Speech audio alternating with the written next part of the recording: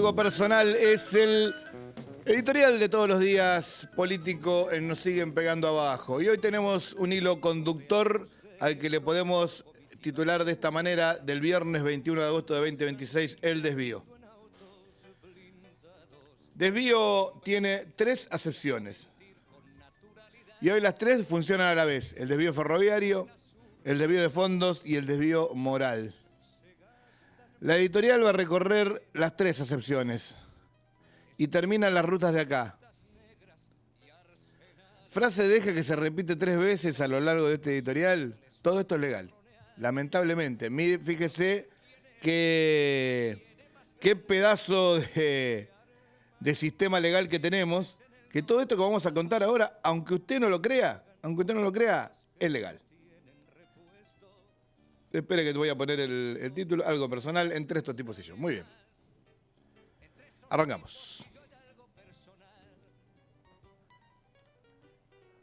Hoy a las 7 de la tarde, el avión presidencial toca pista en el aeropuerto de Rosario.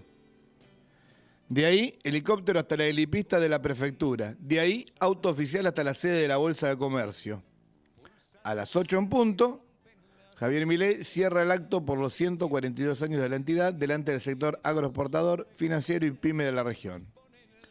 Lo recibe Paolo Bortolato, que debuta como anfitrión. Al lado, el gobernador Puyaro y el intendente Hapkin, el intendente de Rosario, y el gobernador Puyaro de Santa Fe, obvio. Uno de los ejes anunciados de esa visita es la logística ferroviaria. Los trenes. Vamos a hablar de trenes entonces, pero de otros trenes, porque en las últimas 48 horas pasaron dos cosas con los ferrocarriles argentinos que merecerían una editorial entera y que nadie conectó. La primera: se conoció que un préstamo internacional de 400 millones de dólares que estaba destinado a arreglar una línea de trenes terminó siendo usado para otra cosa. La segunda: el gobierno publicó los pliegos para entregar 7.594 kilómetros de vías a manos privadas por 50 años. Y acá viene lo que le da sentido a todo lo que vamos a decir hoy. Las dos cosas son legales, perfectamente legales, firmadas, aprobadas, publicadas en el boletín oficial y avaladas por organismos multilaterales. Esto es exactamente el problema y hoy lo dice hasta el editorial de La Nación. Lo dice hasta el editorial de La Nación. Espérenme un cachito. Vamos a poner un poco más de onda a este editorial y le vamos a poner en un lugar, vamos a poner un video. ¿Qué le parece? A ver el cachito. ¿Dónde estamos? Pero qué desastre que soy. Evidentemente esto no es tan lo mío. Ahí tiene. De amor y paz. Ahí lo tiene. Ya estamos, ¿eh? Esto es radio absolutamente en vivo. Absolutamente en vivo.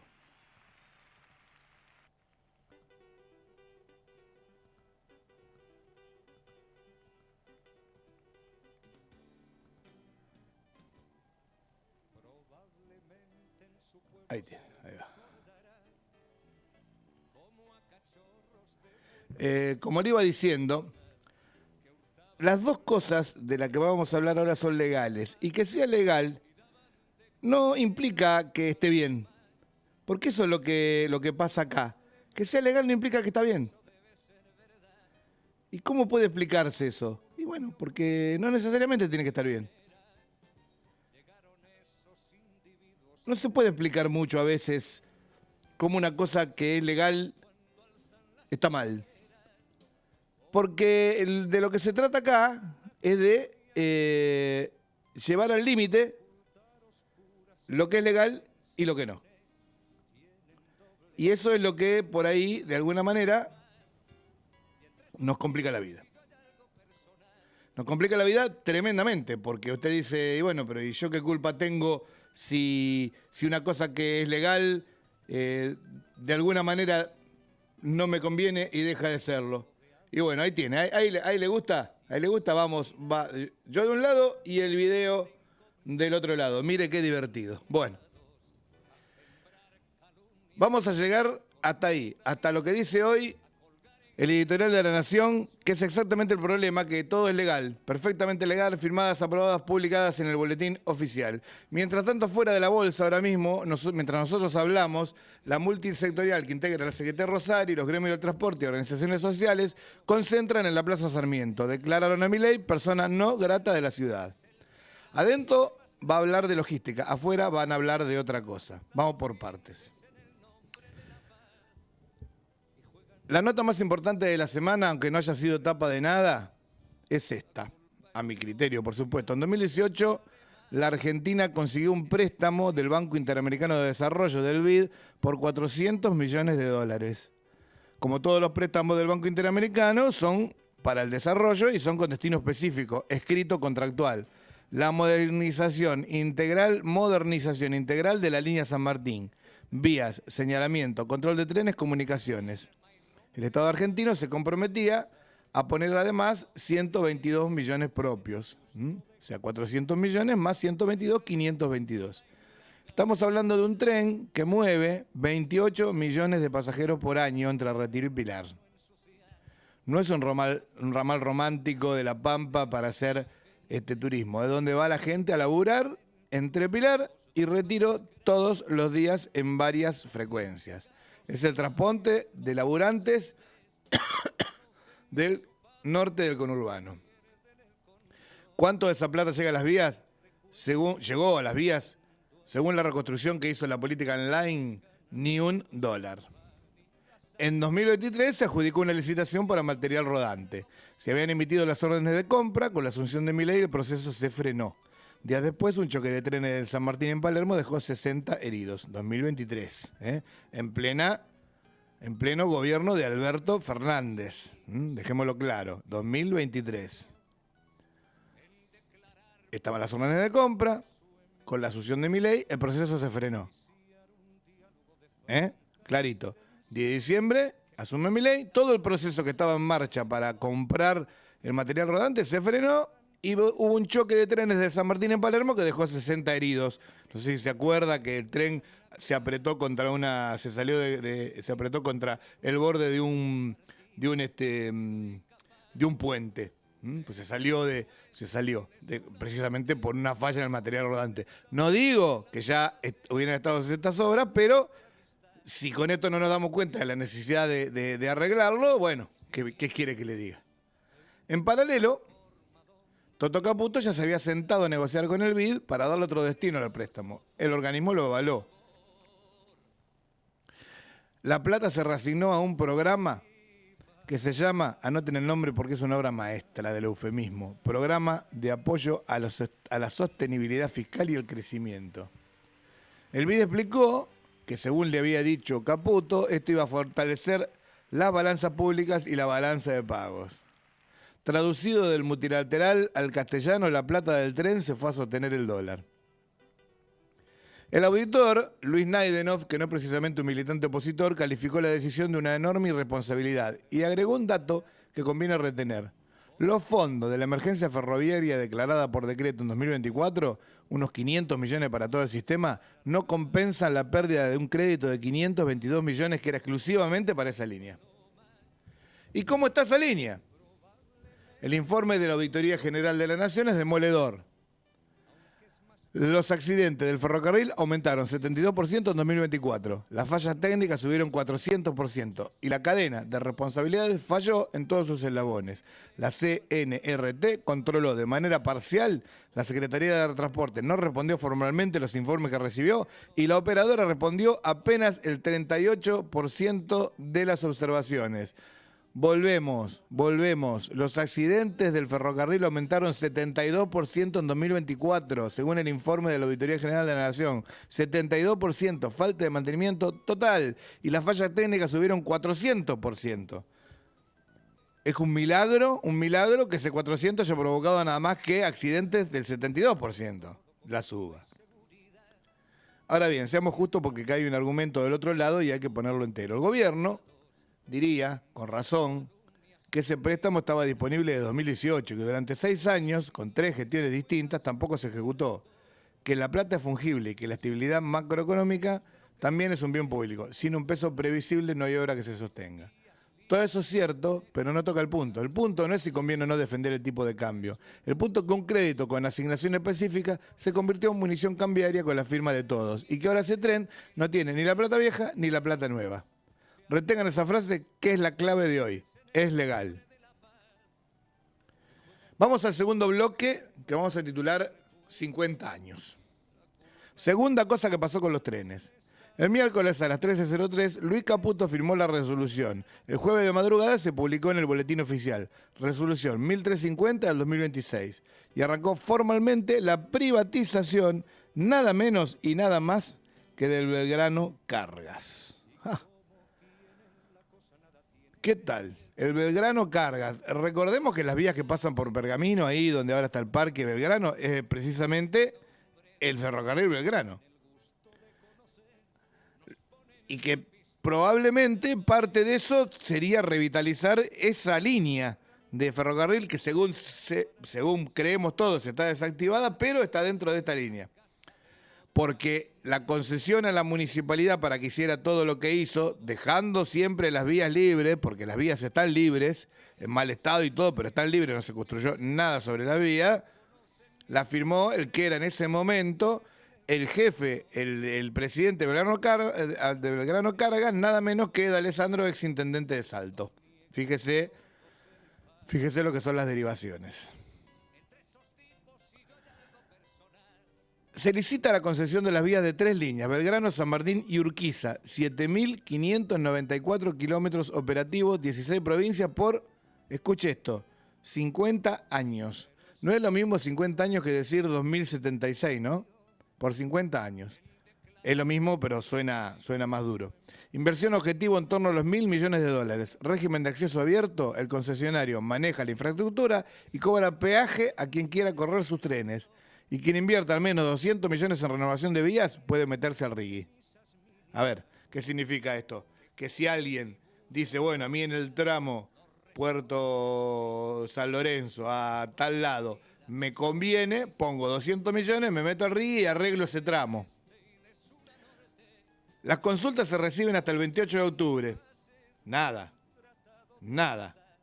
A ver, el 28 de octubre es viernes de la semana que viene. Perdón, hasta el 28 de octubre, no, está bien, 28 de octubre es bastante, consulta. La oferta hasta el 11 de noviembre a las 9:59 de la mañana. Consulta no significa ver qué es, sino usted compra el pliego, se lleva el pliego, hace todo y puede ir en consulta, como cuando iba a ver a una clase de consulta a la facultad, a ver qué error tiene en lo que está preparando, sin obviamente hablar de la oferta, ¿no? Imagínense que son situaciones muy complejas de estas licitaciones. Garantías, póliza de caución, póliza de todo tipo, compromisos que asumir, mostrar la solvencia, etcétera, etcétera, etcétera. Las ofertas hasta el 11 de noviembre a las 9:59 de la mañana, o sea, a las 10 cerramos. Después de eso, Belgrano Cargas y Logística Sociedad Anónima se disuelve y se liquida. Hay una letra chica que conviene no pasar por alto. El adjudicatario de cada línea tiene la opción de comprar el 50% del material rodante al precio de tasación sin ir a subasta. El otro 50% se remata.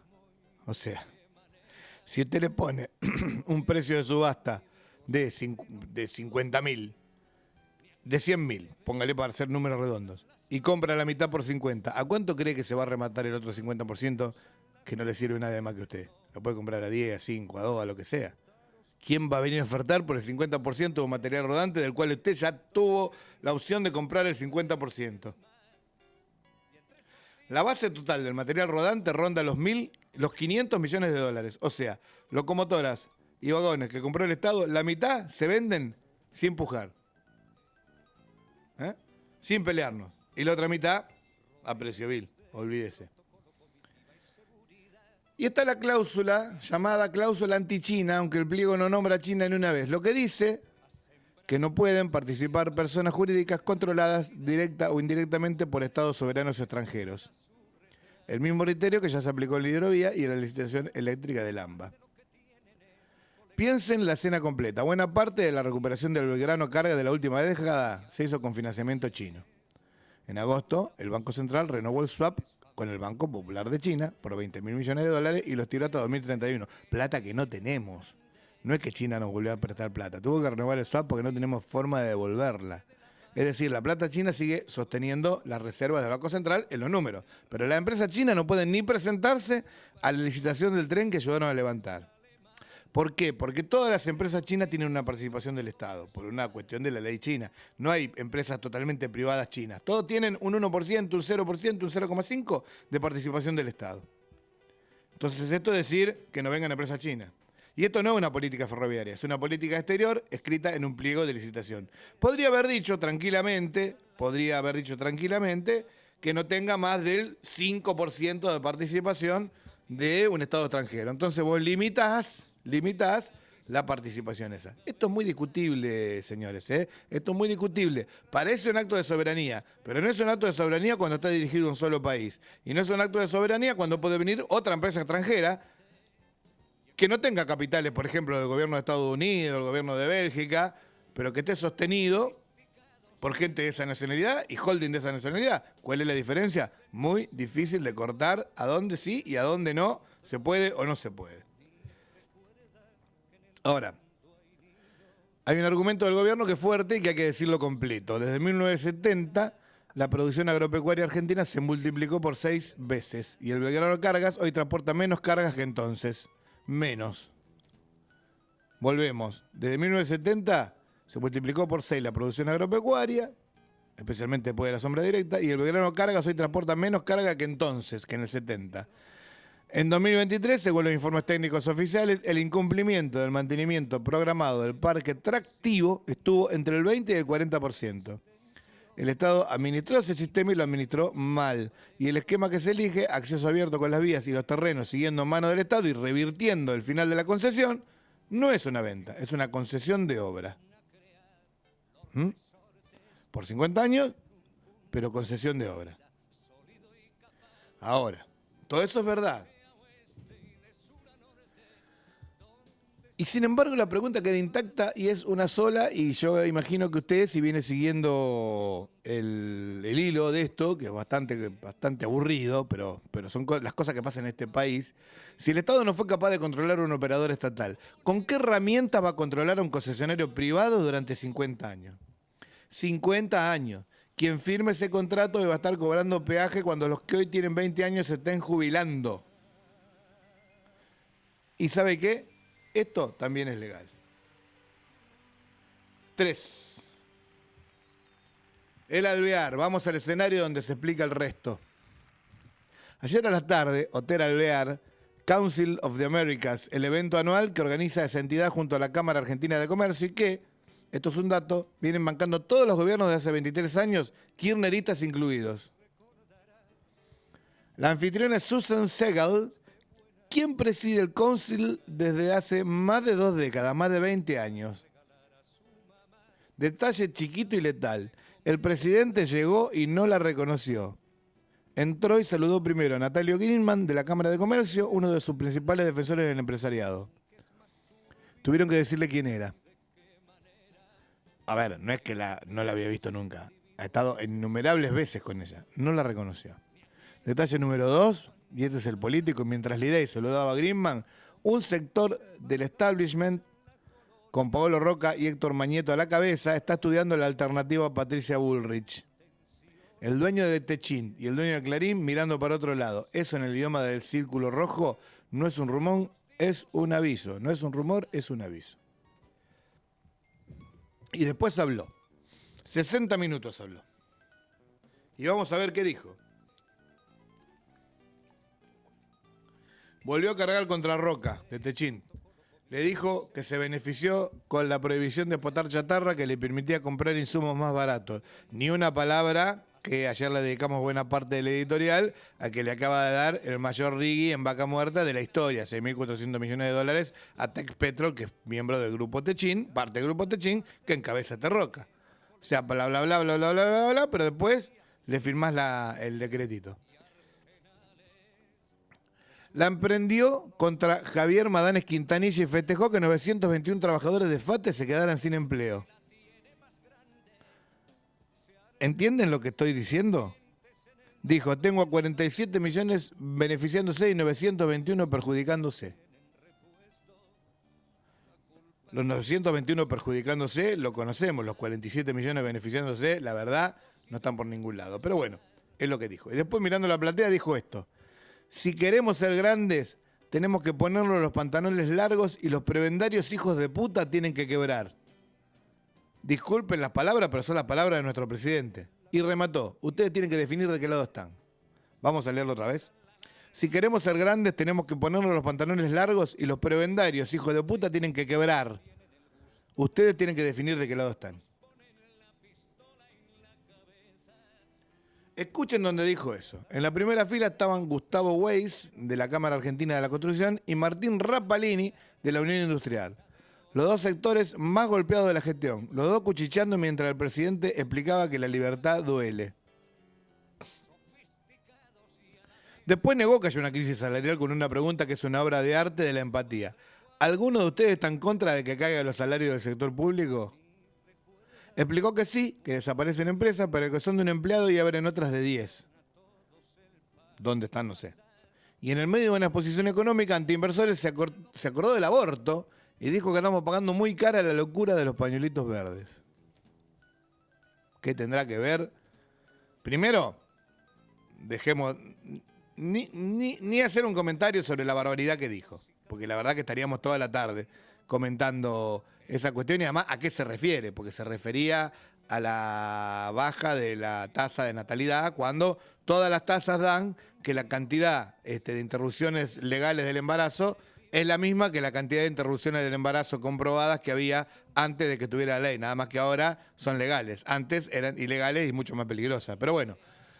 Es una crisis mundial, la de poco nacimiento de chicos, que no tiene por qué tener que ver con que en un país haya ley de interrupción del embarazo o no haya.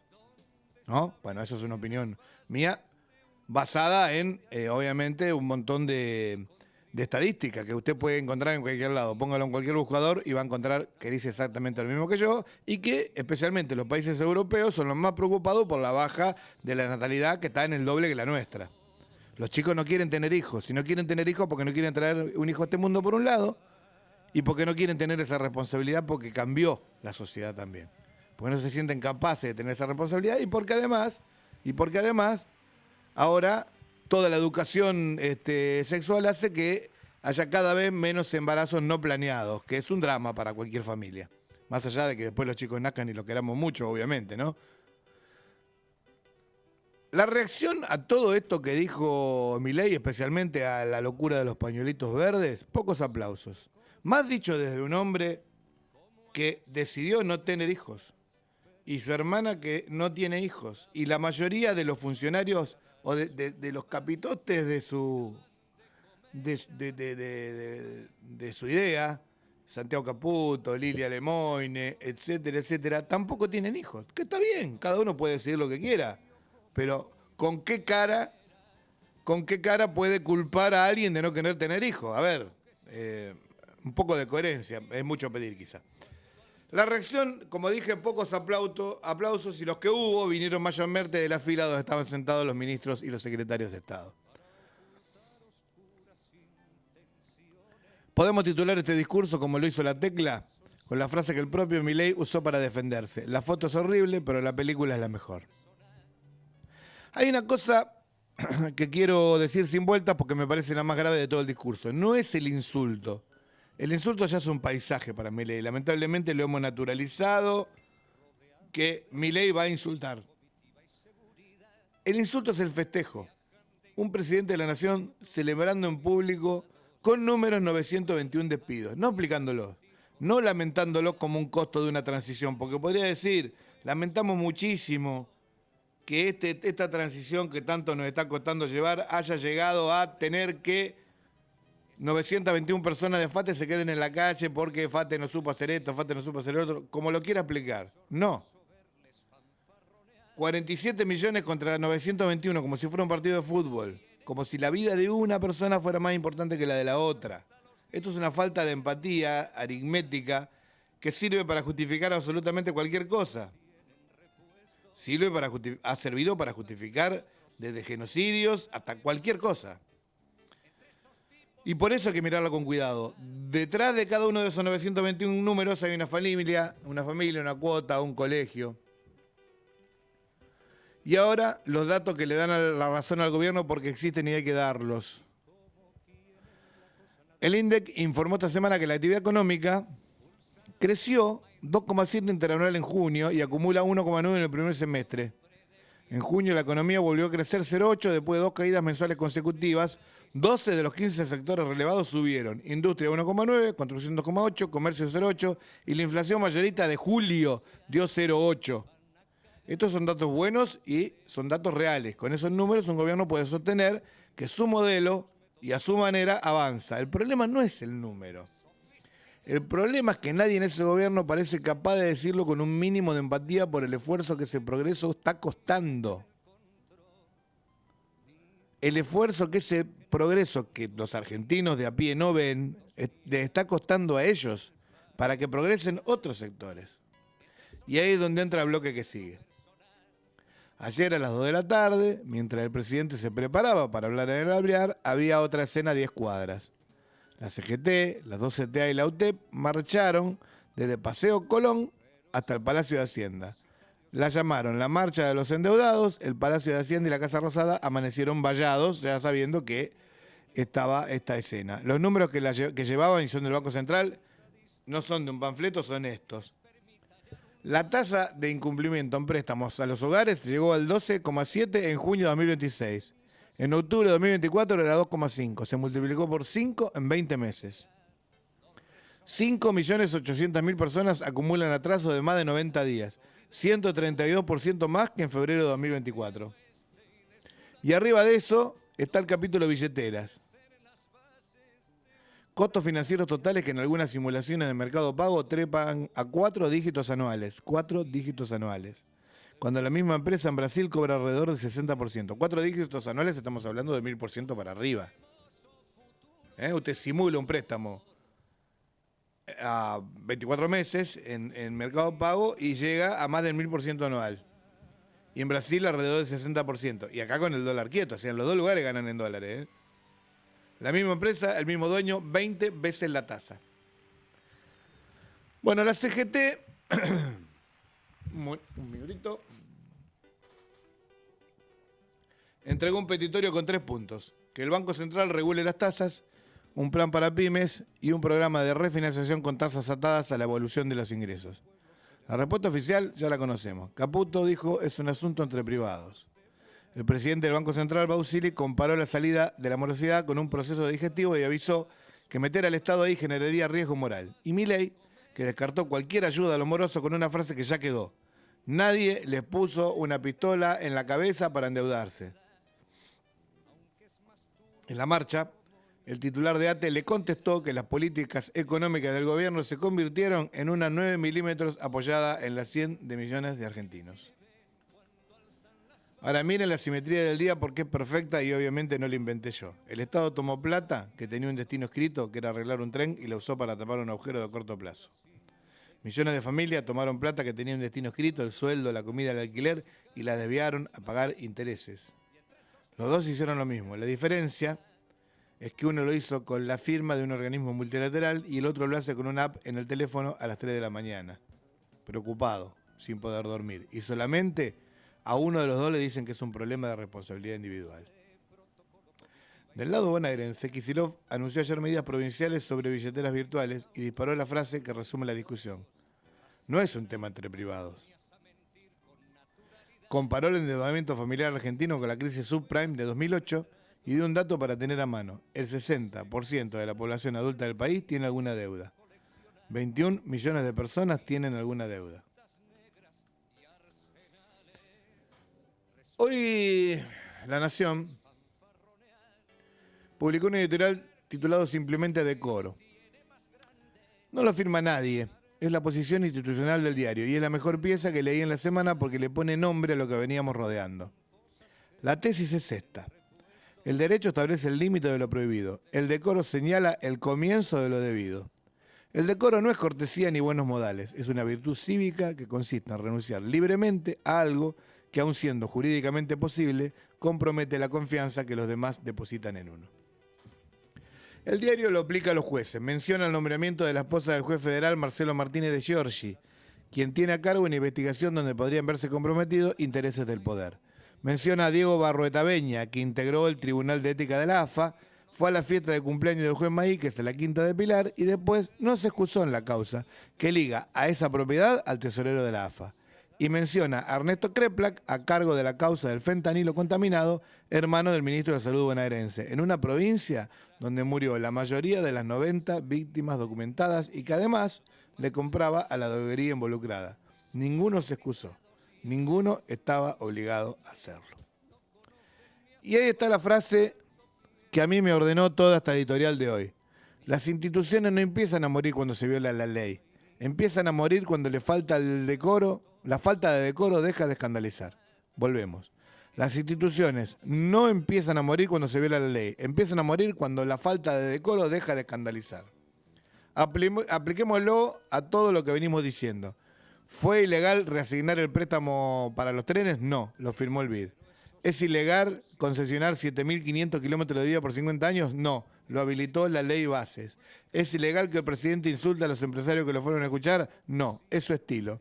¿Es ilegal que un presidente conforme que en octubre va a ser invitado de honor en una gala de Washington organizada por la plataforma que armaron militantes de Trump junto al portal que fundó Fernando Cerimedo, el hombre que hoy está detenido en Bolivia, imputado como presunto autor intelectual de una tentativa de femicidio de su novia embarazada, mientras el resto de su gobierno intenta despegarse del caso? No es ilegal.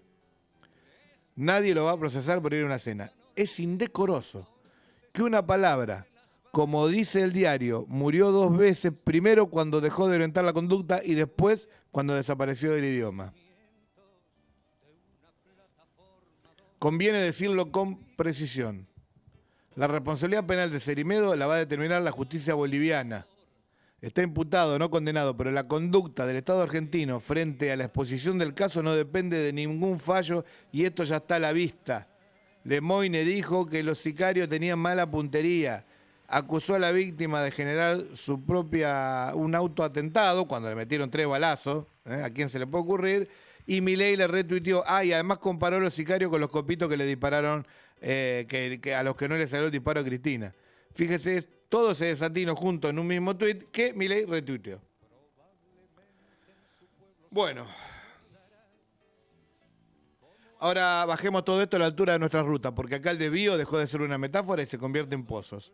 Esta semana, en la Comisión de Obras Públicas de la Cámara de Diputados, pusieron intendentes de todo el país sobre el estado de las rutas nacionales. Entre los bonaerenses que hablaron, hubo 2 que nos quedan al lado. Waldemar Giordano, de Colón, y Iván Villagrán, de Carmen de Areco. También estuvieron Pablo Garate, de Tres Arroyos, y por videollamada, Daniel Stadnik, de Carlos Casares.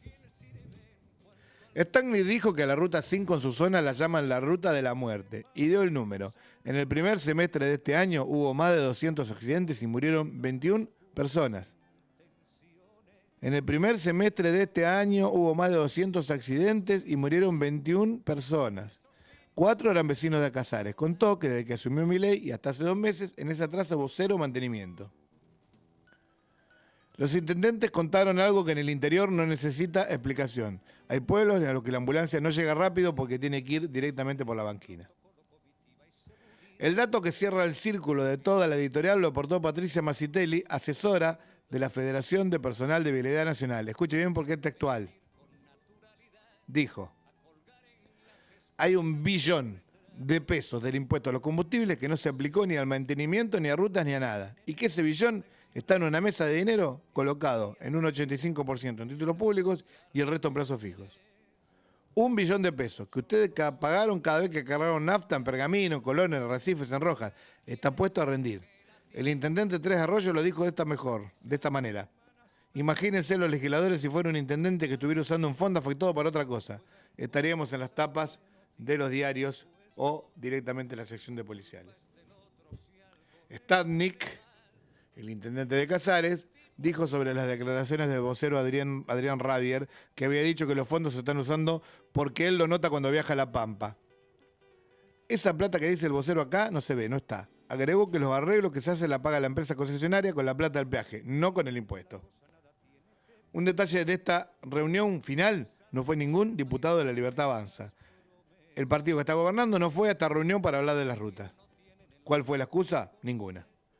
Y acá termina de armarse el dibujo. Nuestra producción, el maíz, la soja, el trigo de esta zona, sale a los puertos de Gran Rosario, arriba de un camión, por la 8, por la 188, por la 32, por la 9.